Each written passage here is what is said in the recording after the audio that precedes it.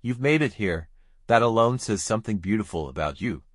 And before we begin, if this message touches your heart or reminds you of someone special, please consider subscribing and turning on the bell. Your support means more than you know. It helps us keep making content that honors your journey and uplifts your spirit. Now, let's begin this heartfelt conversation together. Imagine this. You walk into a room, quietly, without saying a word, and yet, something shifts. People pause. They notice you, not because you demand attention, but because your very presence holds weight. That's what often happens after 80, not because of the number, but because of the life lived behind it. Over time, respect becomes something you don't have to ask for. It becomes something you simply are. Let's talk about one of the quietest, yet most powerful reasons people respect you more after 80: graceful wisdom. It's not just the lessons you've learned, but how you've chosen to carry them, not with pride, but with peace, not with arrogance, but with heart. You see, wisdom doesn't always look like talking.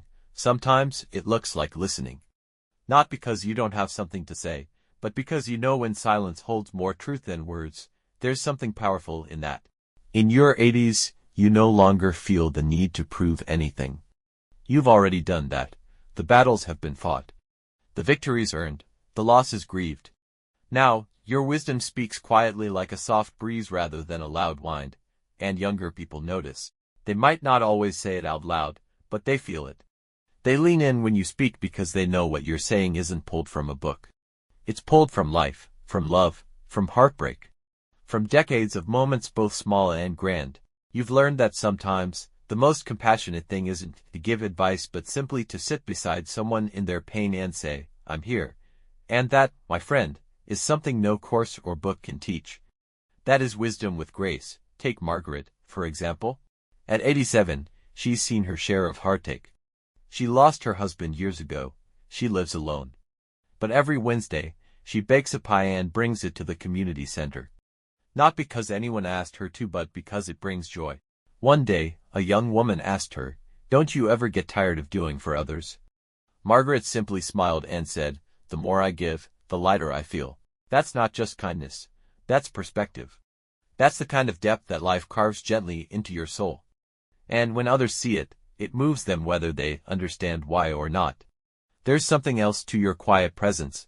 It doesn't scream for attention. It doesn't need a spotlight. It just is. Solid. Grounded. Unshakable. When you walk into a room now, there's a calm that enters with you. People may not immediately understand it, but they feel it. And that stillness, that ease, it comes from years of learning what truly matters. It's like Leonard, who's 85 and rarely speaks at community gatherings. But when he walks into the room, something changes. Conversations soften, people shift their attention, and when he finally says something, everyone listens not out of obligation, but because they want to. Because they know when Leonard speaks, it's not to impress. It's to share something meaningful. That's the kind of influence you carry now. You no longer need to be the loudest voice in the room. You've learned that peace is more powerful than noise, and patience more lasting than applause. And here's the truth: your presence teaches others without even trying. In a world that often moves too fast, your steadiness is a reminder that we all need to slow down. You've become a mirror for others to see what they could be if they chose wisdom over impulse, kindness over reaction, grace over pride.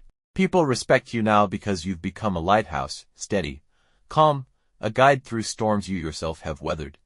Even if the world doesn't always celebrate aging, know this: real respect, the kind that comes from the heart, grows stronger with time. And after 80, it blooms quietly, deeply, and beautifully. Now, if you're still here with me, comment below with "I'm here," or share a moment from your own life where you felt deeply respected. Your stories matter. They inspire others. They remind us that aging isn't fading, it's deepening. And if you haven't subscribed yet, now's a good time. Your support helps us bring more gentle reminders and uplifting messages to the people who need them most. Before we part today, let me leave you with this. Aging is not the end of your relevance, it's the beginning of your legacy. Every line on your face, every quiet moment you've endured, every time you've held back judgment or offered someone grace, those are the things that truly matter now. Those are the things people carry with them after they meet you. You don't need grand speeches or loud opinions. Your power is in your stillness, your dignity, your resilience, and above all, your heart. So walk proudly, speak gently, and trust that your journey, with all its imperfections, has shaped you into someone worthy of deep, genuine respect. Not because of what you have, but because of who you are. Thank you for being here. If this message touched you, please like and share it with someone who might need it. We are honored to have you in our community, and we look forward to seeing you again very soon. You are not just aging, you are becoming more of who you truly are. And that, dear friend, is something worth celebrating.